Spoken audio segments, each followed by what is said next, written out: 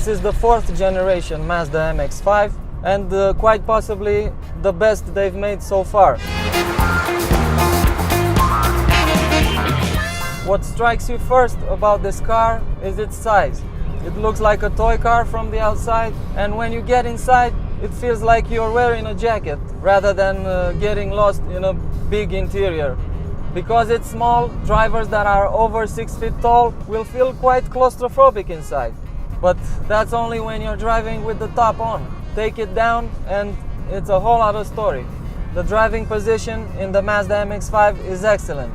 You sit close to the ground, you have good visibility, and all the controls are within reach.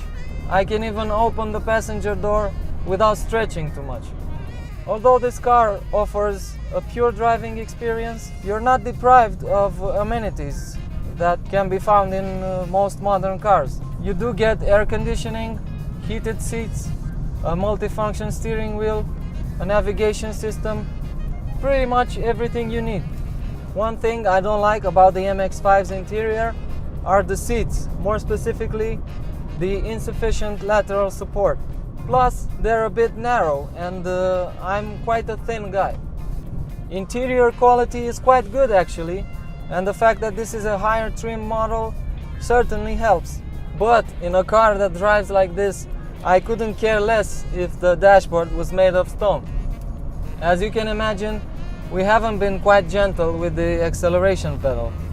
Despite that, the 2-liter engine averaged only 8 liters per 100 kilometers, which is really a small price to pay for the performance you get.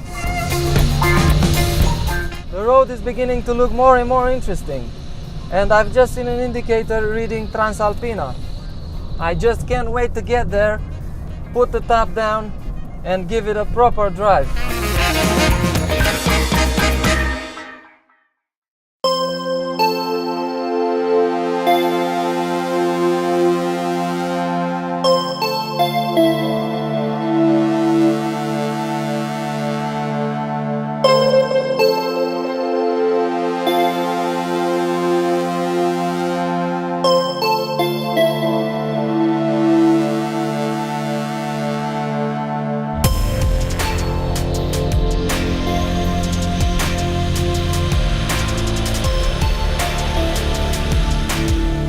So this is it, we're on Transalpina, one of the most beautiful roads in the world for driving, and I'm in the Mazda MX-5, one of the best cars for the job.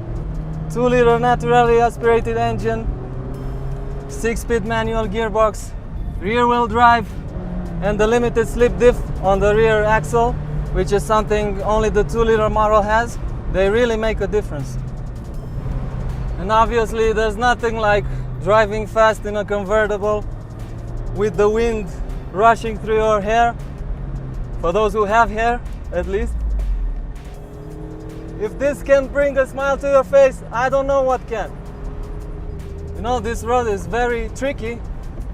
You have to respect it, otherwise it will bite really hard. The view from here is absolutely fabulous. You have to work a little bit to make the rear end skid, but it's totally worth it. Woohoo! Man, this thing is so balanced. I could do this all day. The brakes never seem to get tired, although I'm making good use of them here. I almost overdid it there. This proves the Miata can bite if it wants to. So 160 horsepower is more than enough when the package is done right. I think it's safe to say this is the driver's paradise.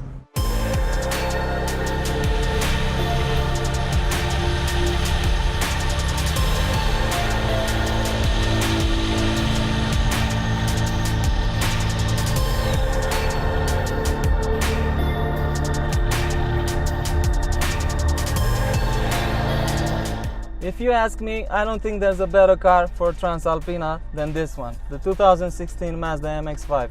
It's got such a well-balanced chassis, a wonderful 6-speed manual transmission, and it's the kind of car that lets you have fun. I think the best conclusion for this review is that if you have the money, you should go ahead and buy a Mazda MX-5. I promise you, you won't regret it.